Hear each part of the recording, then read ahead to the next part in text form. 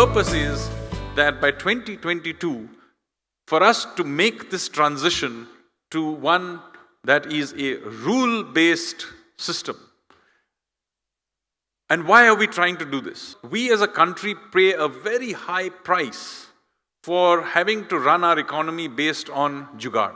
Many Indian writers and economists recently have tried to glorify this idea of jugaad, somehow making do. But why should we stick around in this sort of suboptimal environment? Far better, we try to create what the rest of the world has done, is to create a rule-based system. 2 or 3 years ago, we were effectively a high inflation country. By and large, inflation remained in the 8 to 10% range.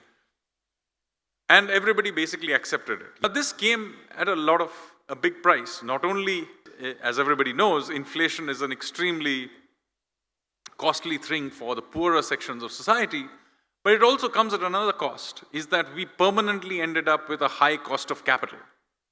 So if we wanted to now lower inflation permanently, not a one-time reduction, but a permanent reduction in inflation, what did we have to do?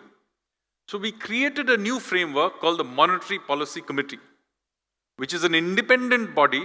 It's independent of the government, but it is also partly independent of the Reserve Bank, because it has members who are non-Reserve Bank as a part of that committee. And they were given a mandate, a clear mandate, that they had to hold inflation in the range of 2 to 6% with a midpoint of 4%. And as a result of that, we have permanently lowered inflation. This is a very big deal.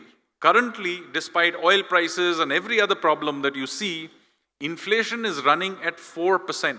A sharp structural reduction in our cost of capital, which will be one of the key drivers which will allow us to sustain high growth rates into the next generation. With the interest rates we have today, we would not be able to sustain high growth rates for long periods of time. But now that we have lowered and anchored our inflation rate, we can lower our cost of capital and do that.